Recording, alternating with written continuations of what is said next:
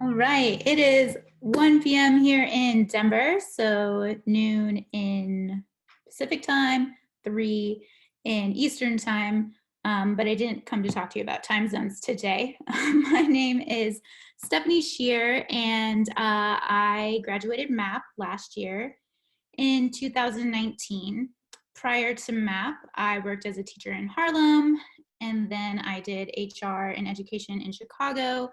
And then most recently, I worked with a startup based out of San Francisco whose goal and mission is for mindful technology. So that's a little bit about me. Today, we're going to be talking about digital minimalism. And this is a webinar, so something that you're probably not used to with your previous Zoom meetings. So unfortunately, I can't see all your lovely faces, but I do see you coming in. So thank you so much for coming to check this out.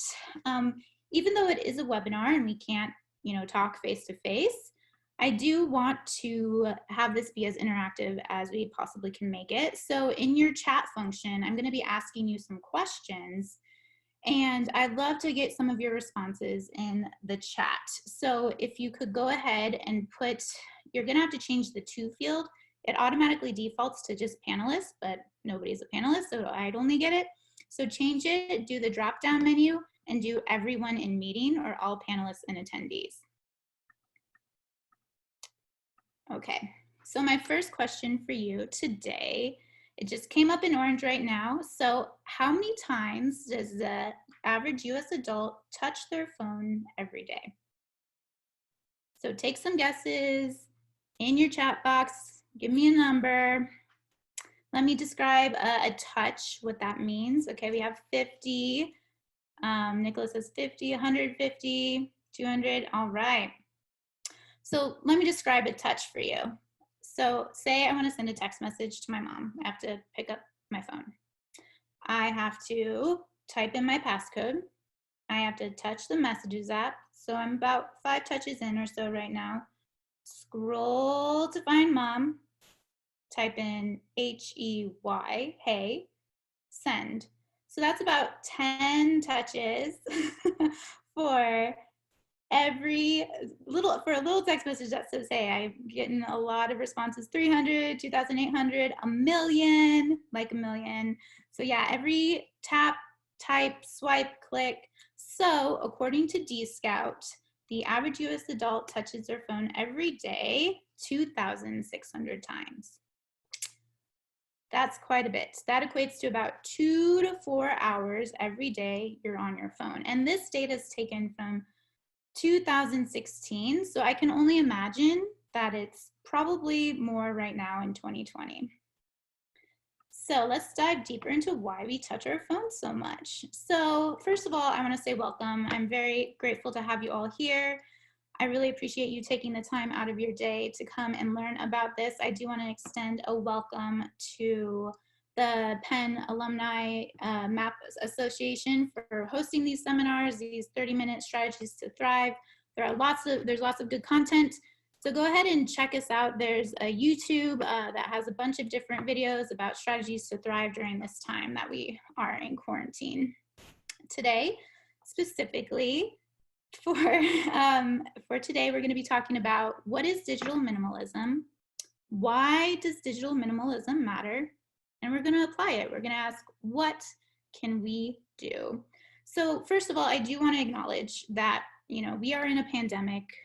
This is something that is, has never happened before.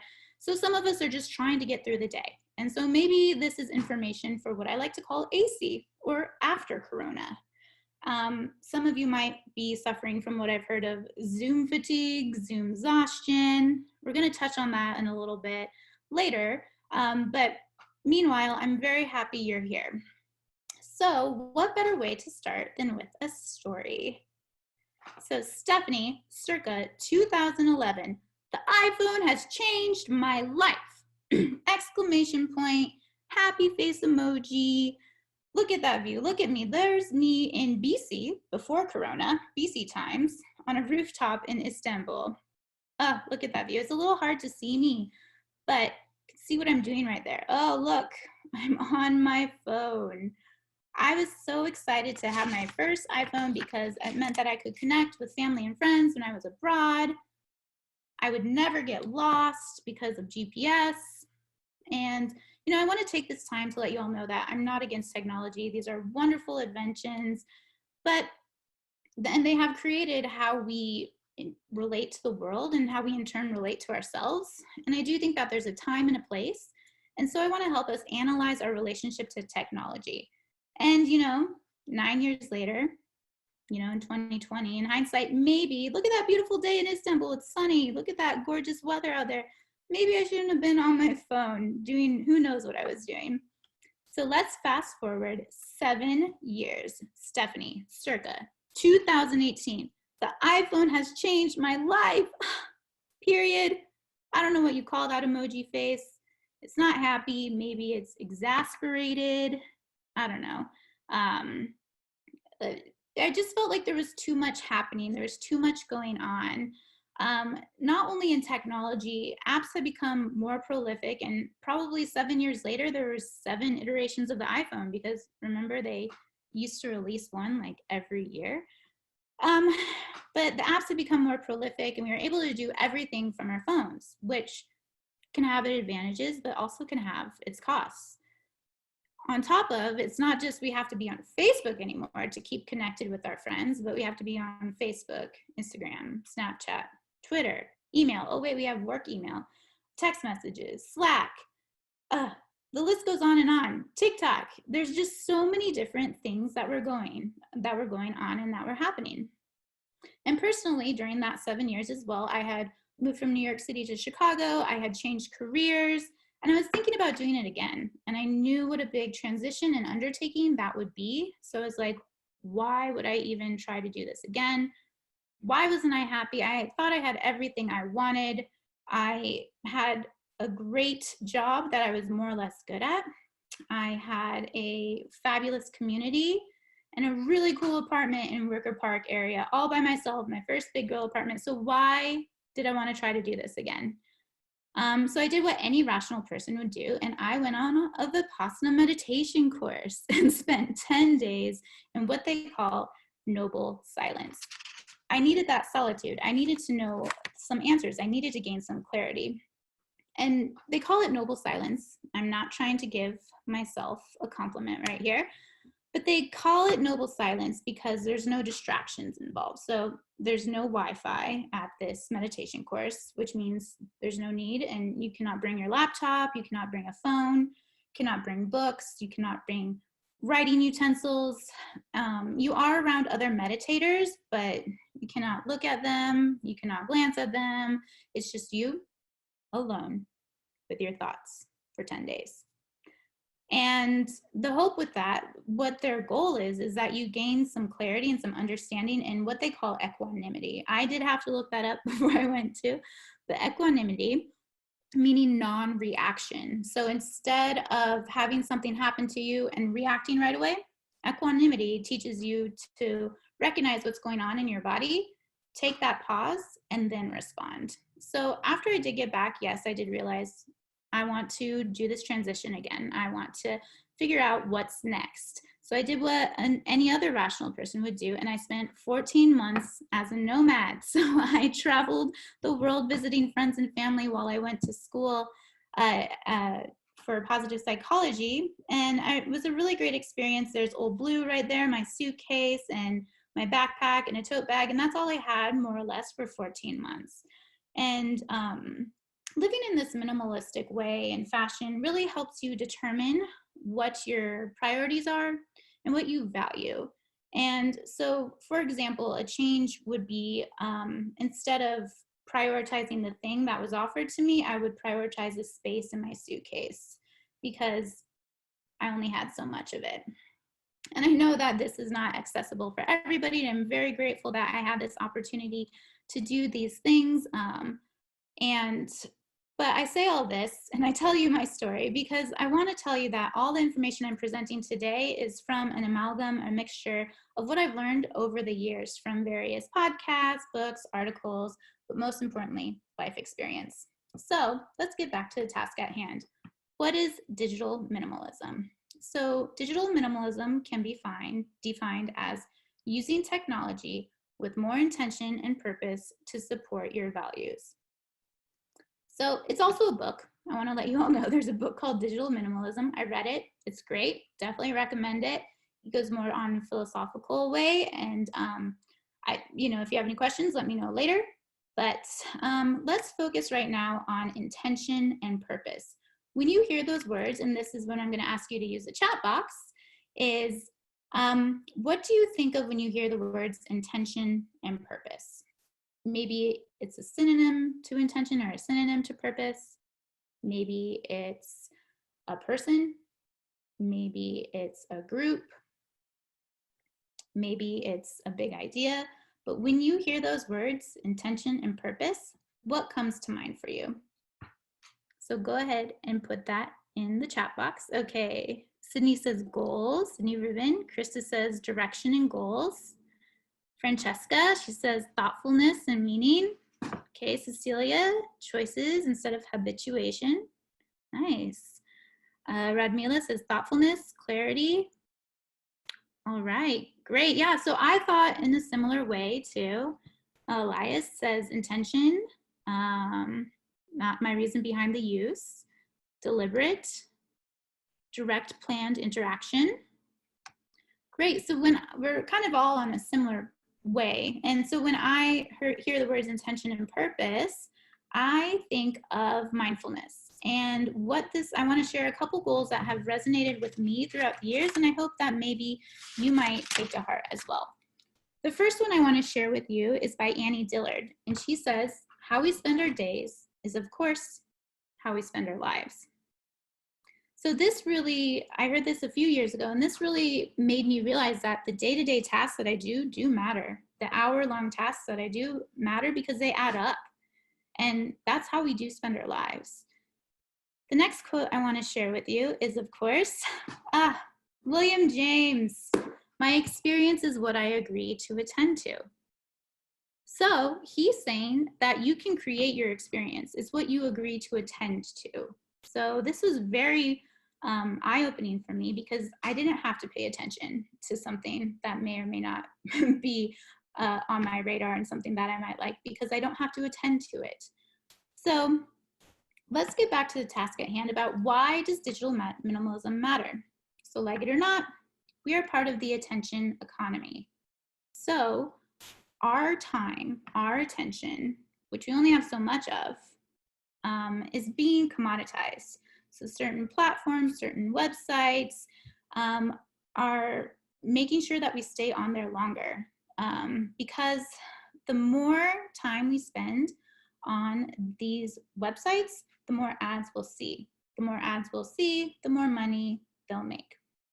So it's a business model and something to be considered about when we only have so much time, attention, and energy. Additionally, social media, just by its very being, can exploit human psychological vulnerabilities. If you look at the graphic on the right, you'll see that you use social media, receive attention, get a dopamine hit, which dopamine is a reward chemical that gets released in your brain. So humans love getting rewarded, so we'll use social media again, receive attention again, get more dopamine. But we're building up, effectively, we're building up this tolerance or this resistance to the level of dopamine in our brain. So that's why we keep referring back to our phone. And that's why we keep refreshing our email. That's why we keep refreshing Twitter, just because we like to get that positive reward. And this is called the positive feedback loop.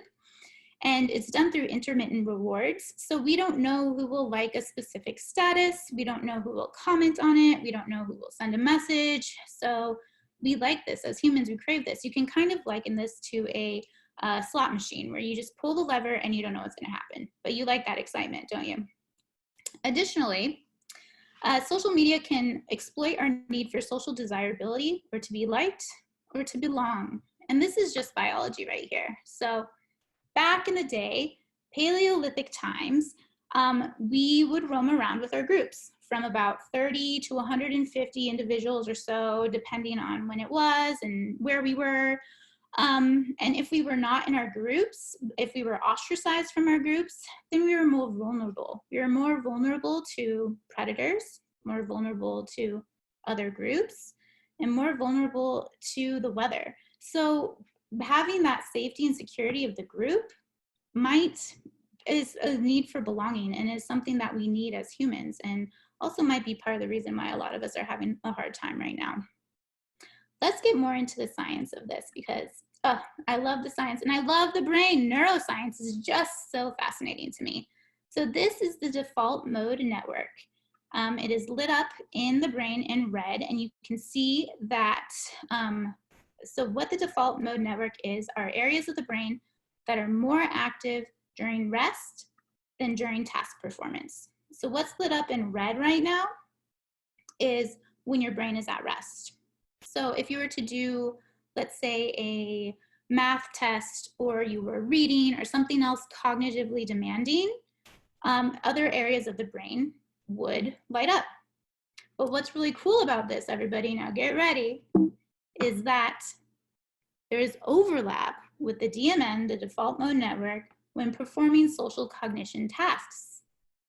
So basically, what that means, well, let me give an example. So say a social cognition task, an example of that would be, say we see somebody whose arms are crossed, brow is furrowed.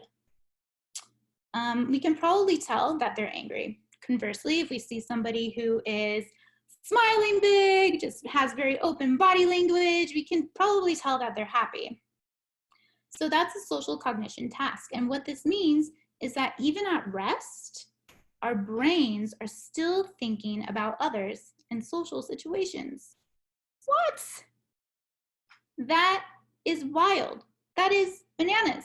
That means that humans really are social beings and social creatures. And if it's so important to us and we're thinking about it at rest, that's something to consider. So let's continue with brain development, because you know how much I love neuroscience. So millions of years ago, our brains developed with face-to-face, in-person communication. We learned turn-taking behavior. We also learned multimodal sensory information processing, or what we described before as tone, facial expression, body language. And this is rather nuanced. It's easy for us as humans because our brain has developed to do it for millions of years, but this is what sets us apart from other mammals. And the reason why I bring this up is that, okay, pre-COVID, pre-quarantine, do you think the amount of face-to-face communication we have in 2020 is the same or less than the amount we had, let's say, in 2000? So I would venture to say that the amount of face-to-face communication we have in 2020 is much less than what we have in 2000. Something to think about. And this will be a good time to answer your question from before. Why do I have Zoom fatigue? Why am I exhausted right now? Well, we just spoke about how the brain evolved to read these nonverbal cues. So we're used to doing this. And so when we see somebody we probably know just from the shoulders up, and we only see them 2D and not 3D, the brain is confused. The brain is wondering, what's going on? So it's working extra hard, extra processing. So not to mention that we're having a greater amount of these Zoom meetings, because this is where we're at right now in society. And we're lucky that we have this ability, but just something to think about. What you would have spent in the time in the car to travel from meeting to meeting, you're now, maybe throwing another Zoom meeting on your calendar. So there's also a performative context. So when you know that somebody's watching you, you're going to be acting differently. You're going to be more on, and it can be draining for your energy. And so that's another reason why they might be exhausting. And then also silence. So silence in face-to-face communication and other conversations is pretty normal.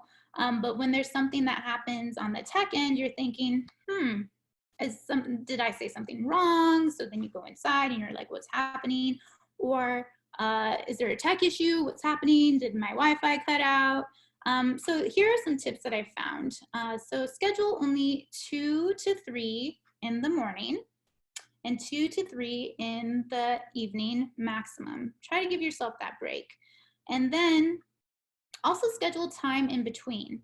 So if that 60-minute meeting could really be 50 minutes, do that, and then give yourself 10 minutes to, walk around the block, grab some water, do something without a screen.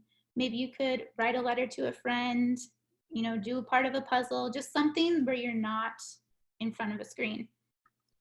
You could also use speaker view, so you only see the speaker and then maybe a few other faces, but your brain isn't trying to figure out what all 20 people are looking at, and maybe it's you. And so that's why it's easier to be in a room for your staff meeting all together than just all of you sitting at your desks at home looking at one another. It's a lot more draining.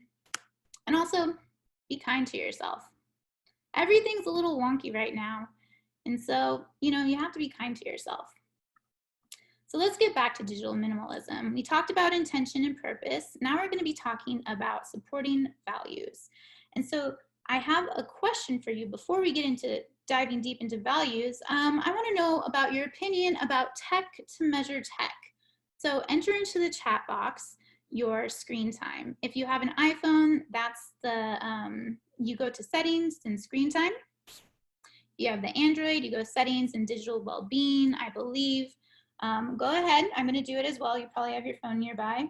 I know I do as well. So settings, screen time, 5 hours and 25 minutes daily average. So I'm gonna put that into the chat. 5 hours, 25 minutes. That's quite a bit. Okay, I have 3 hours and 36 minutes, 3 hours. You're doing better than me. Everybody's okay. 1 hour, 46 minutes. Wow. All right. 4 hours, 16. Okay. I'm like way overhead of that. But my question to this 12 hours, great. 1 hour is, why do you think these developers created the screen time function? I couldn't really find any data to back up my hypothesis or evidence. But why do you think these developers created the screen time function? What else does it give you? Okay, we had some people who have 2 hours 48, had screen time turned off. Maybe, might want to turn it on, 2 hours 38. So my guess is that the developers created this so that they would know which apps you're using and which ones that they could target with their advertisements. I don't know. If you know one, please ask and let me know. Oh, that's a great question. Mandy asked, I wonder if those who live alone have more screen time. Interesting, yeah. I mean, I'm here by myself, so yeah, okay. So yeah, I did read online that they said that they wanted you to give you info to control your behavior so that you make good choices. I do think that there's probably some underlying factor as well, but I don't want to be a conspiracy feedback. Consumer feedback, particularly from parents who want to be able to limit children's screen time. Excellent, Mary, cool.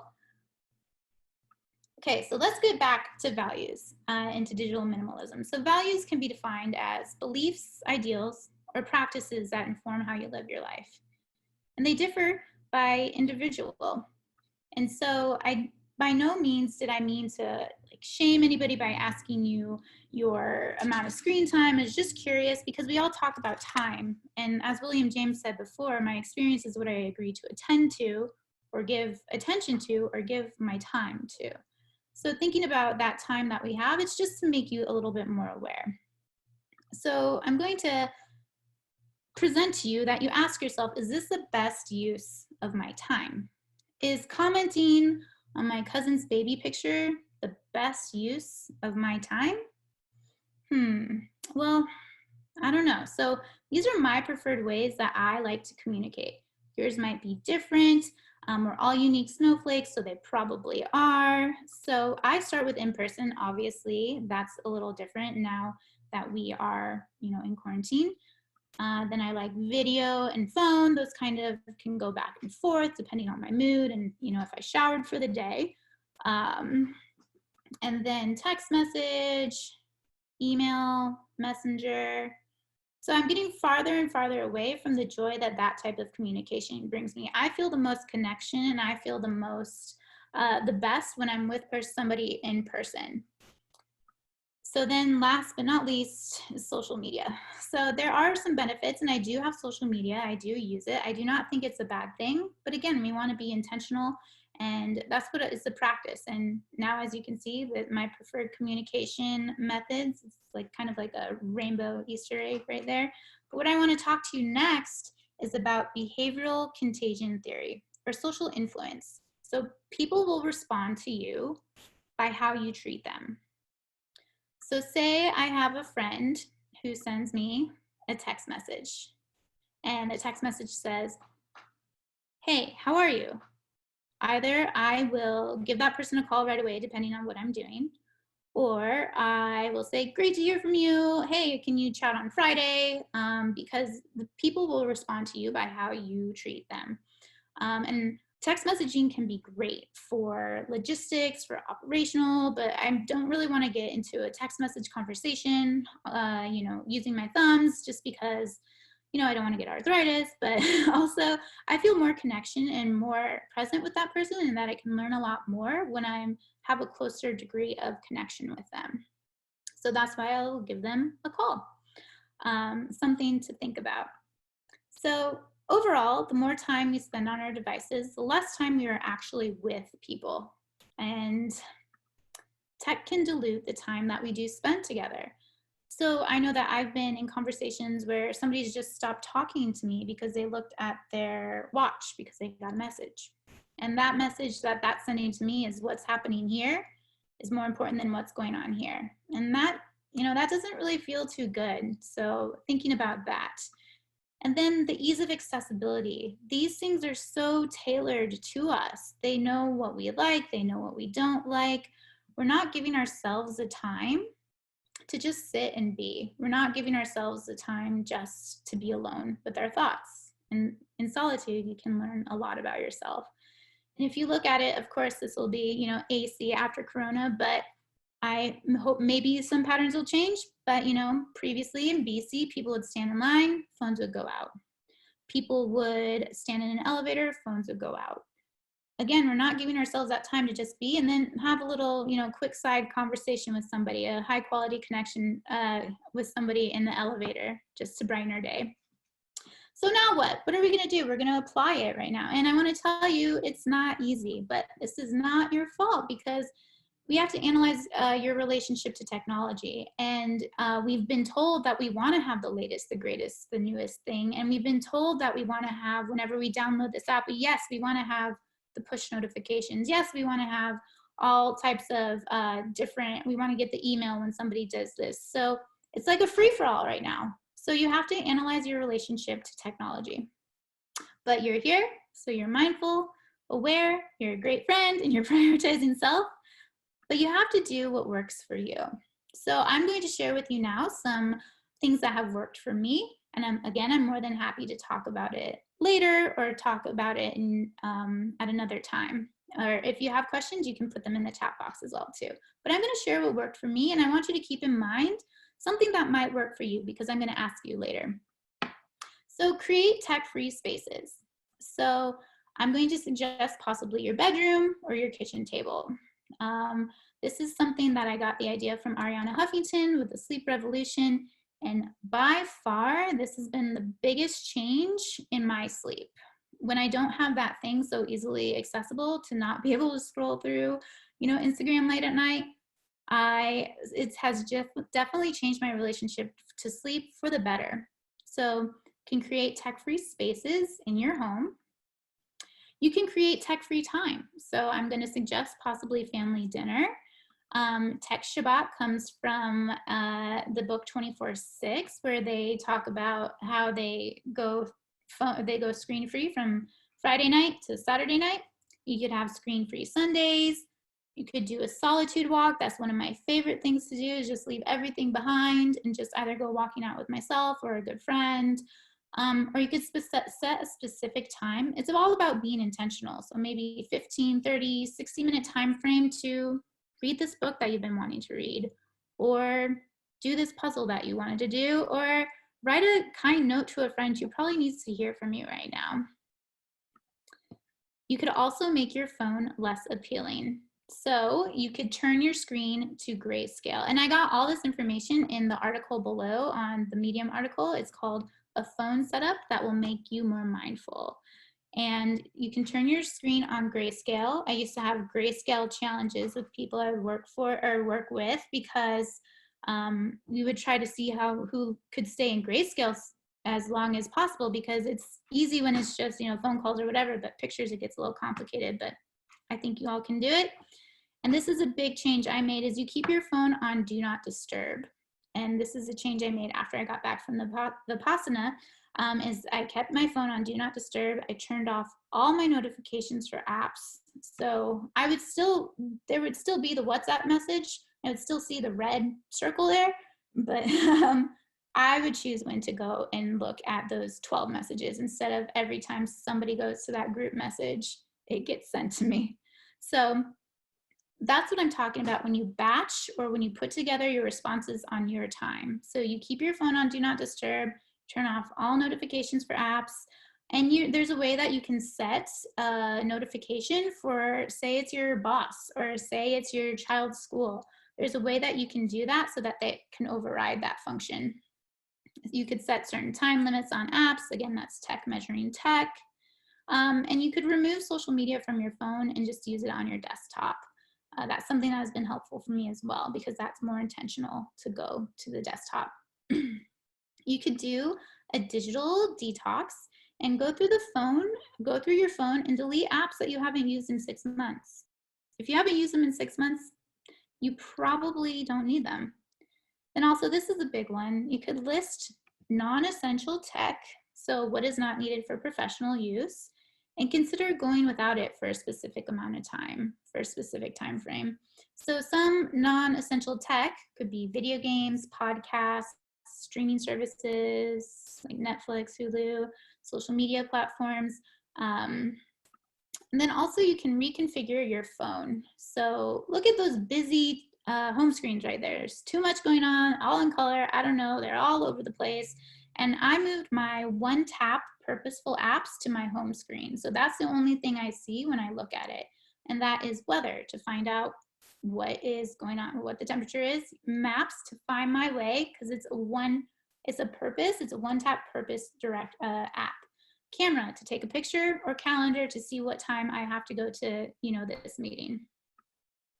So you can read more books as well. I know we're approaching or a little bit past our time, but some other good ones are How to Break Up with Your Phone by Catherine Price, Alone Together by Sherry Turkle. She's a professor from MIT, so I think if somebody commenting from MIT, Massachusetts Institute of Technology, saying we need to analyze a relationship, I think that's a great idea. Jean Twenge, she writes about iGen and the effect of a specific generation not having as much face-to-face communication.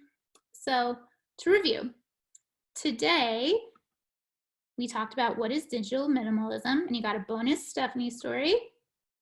And digital minimalism is using technology with more intention and purpose to support your values. We talked about why digital minimalism matters. You got a double bonus with philosophical quotes and neuroscience. And then you learned some strategies to apply. So now I want to hear from you. Tell me about what you will do. Did anything resonate with you from the strategies or from the research that you found? Well, thank you so much, everybody, for your time and your attention.